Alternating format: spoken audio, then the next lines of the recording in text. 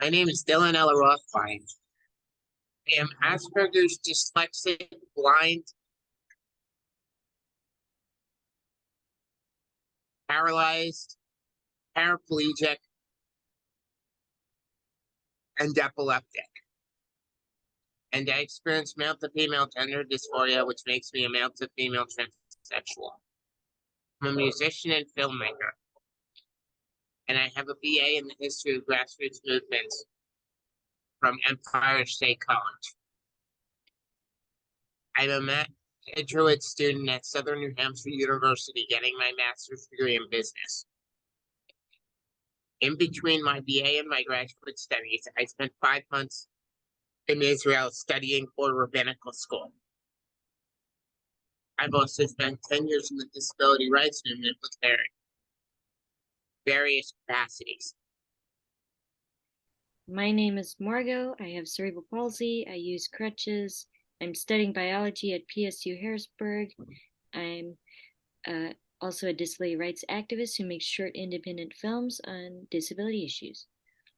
My name is Saim Sarwar, power chair user. I have cerebral palsy, and I go to Brooklyn College. That's Can you state your major for the record? psychology major. Do I need to state occupation? If you want. Current occupation. Actually, I'm not fully employed yet. So occupation, student. The disability community is important. We have lost one of our leaders, but we have not lost our Northern Star. Although we lost a pioneer of our freedom. As we mourn the loss of our fallen, we remember the words of Bob Dylan, only a pawn in their game. Thomas Jefferson teaches us to keep the government accountable. As we remember, Judy Heumann is one more step to freedom.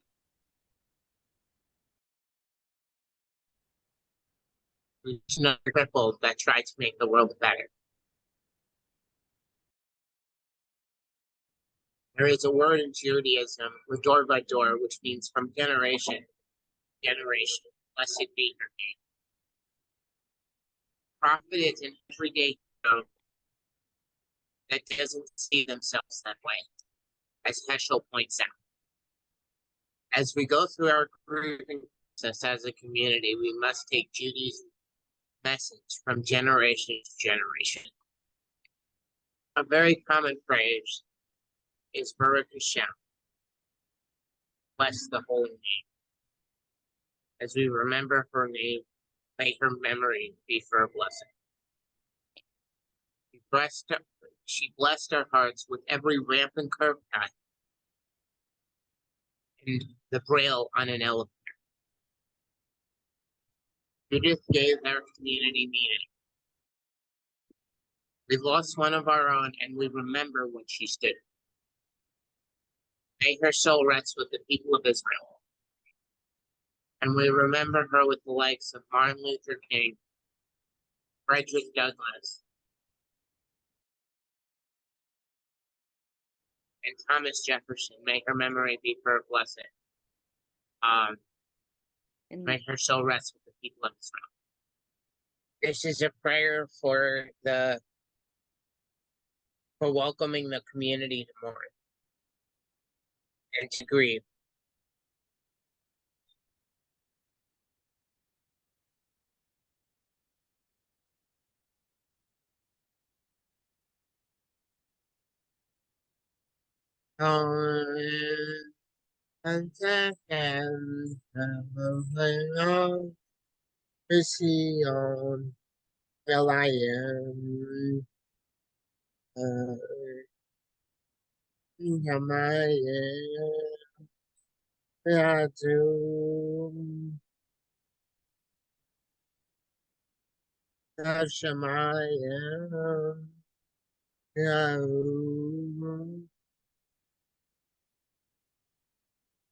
Oh, that's let's see, I am. Yeah, Shemayim. Yeah, yeah, yeah, Shemayim. Yeah, Shemayim.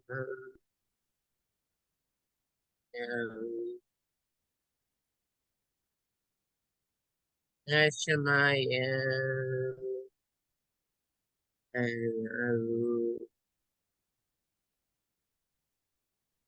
May God comfort you between the mourners of Zion and Jerusalem. May that heaven, may heaven comfort you. I say, what is the history of Judy Heumann? Judy Heumann was a disability rights activist and civil rights pioneer. What were the historical highlights of Judy's career? Judith Heumann was a Eastern European Jew from East Flatbush, Brooklyn, born of Holocaust survivors. She is part German, like me. Judith Heumann fought for Section 504 where she took over the Health and Human Services building.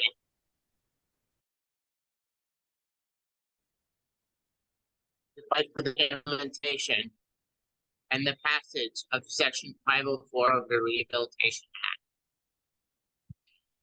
Newscaster covering the story said cripples have taken over the building. This shows us that disabled lives matter and that disabled people are a force to be reckoned with. The next notable thing she did is she was one of the founders of the independent living movement.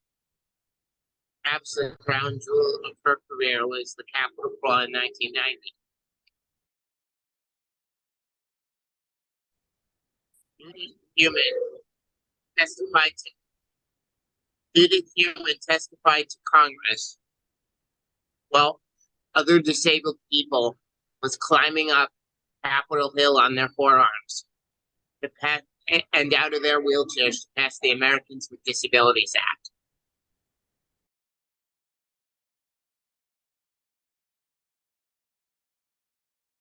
What was Judith's international influence? Internationally, Judy Heumann's influence is felt in many countries, from South Africa to England to Canada to Australia, And of course, France. All of these countries have laws in the style of the ADA passed after the passage of the Americans with Disabilities Act. However, not all these countries enforce these laws, whereas Judy Heumann fought for enforcement. When I was in Israel, I saw this firsthand. There were steps everywhere, and I was crying in pain in spot and icon. what does Judy Heumann teach us as the future generation of disability rights activists? Next generation of disability rights activists and learn the importance of enforcement, which is key. Equality before the law. This is the key takeaway of the Section 504 city. What was Judith Heumann's impact on your life? The things Judy Heumann fought for allowed me to go to accessible schools in grade school through the IDEA. Her work allowed me to have access to a disability office in college through the Americans with Disabilities Act and to navigate the places I have lived in my crutches and scooter through the Americans with Disabilities Act and Section 504 of the Rehabilitation Act. When I made my films where I casted disabled performers, Judy Heumann's work allowed me to create a film set that accommodated all types of disabilities and allowed me to tell the stories I wanted to tell through the Americans with Disabilities Act. What was Judy Heumann's impact on your life, Dylan? Judy Heumann had a profound impact on my life. She made it so I had automatic doors getting my wheelchair through the door.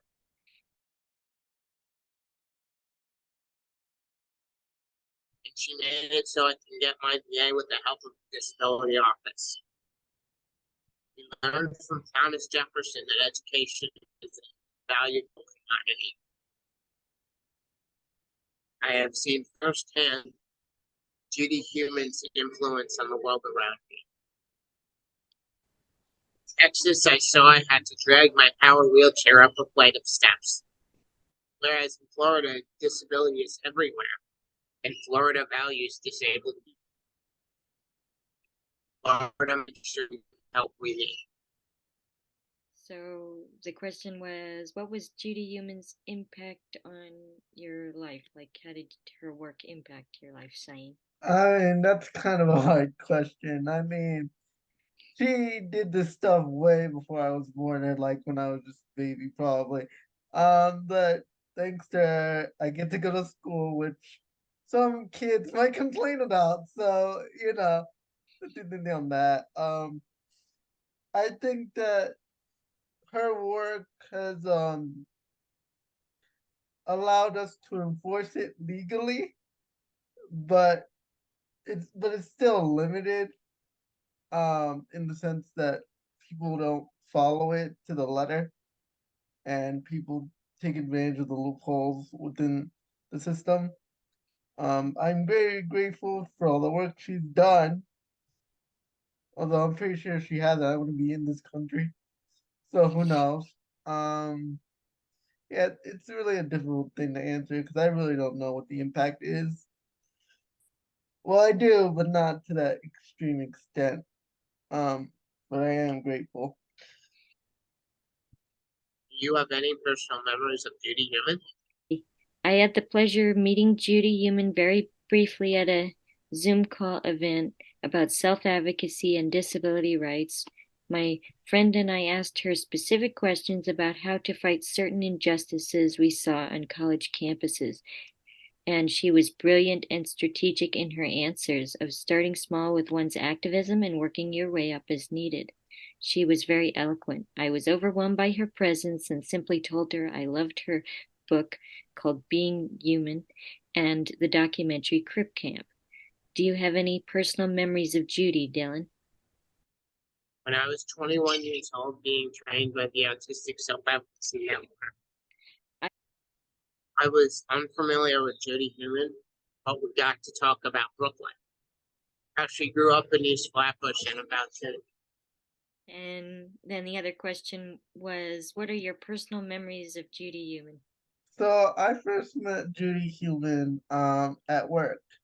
It was Disability Pride Month, and my work was doing a workshop type of thing, and she was on the call, and she was talking about her story, her disability rights, and stuff like that. Ironically, I didn't tell her I was disabled on the call. Um, it just didn't seem appropriate with all my other coworkers around. Um, yeah, so that was my first time meeting Judy.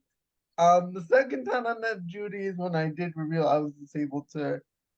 I'm not sure if she remembered me or anything, but I was talking about Brooklyn College and how much of a struggle is there accessibility wise, uh, to navigate around there. And Judy was like, you need to find someone to advocate outside the school. And ever since then, I've been working nonstop to fix the school. But yeah, and then after that, I just met Judy Heumann through her video movie Crip Camp. Although that wasn't actually her, that's a recording of her, but that was the third instance and the final instance up until recently. Um, I'm kind of shocked that she's gone because it wasn't that long since me and my friend saw it. Kind of really threw me off. And I'm kind of worried with her gone how much of her rights are gonna go down the crap hole. Um, I know that sounds like a joke, but I'm actually like really serious about that. Gotcha. Because like, you know, people already don't want to give us what we need. And yeah, she will be missed and wish she was still here. You have any personal memories of Judy Heumann? Put them in the comments of this video. We can reminisce in her greatness. Yeah, just Rabba. Yete. Ekmalute.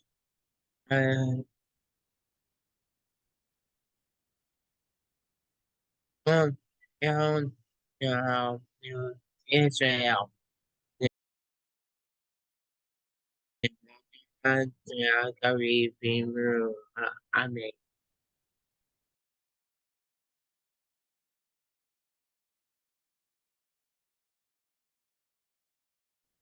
yes, may Rabba Nirnak, Maya. Yeah, is Sabah, is Sabah, Nira, is Yasay. Nirada, is Hala, Yala, Nidabrahu. Yola, yeah, yeah, Nikamata. I mean, Ishmael Rabba, Maya, Israel, I mean, yes, Shalom, your mom,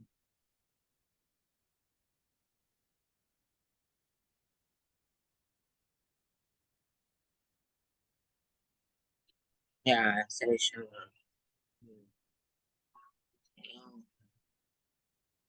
I mean, you can be anything, anything you want to be. You can be anything in the USA. You can take a step towards empowerment. You can take a step using our flag. Helen Keller was deaf and blind. She opened people's minds. So, with Annie Sullivan by her side, now we don't have to hide because we have equal rights.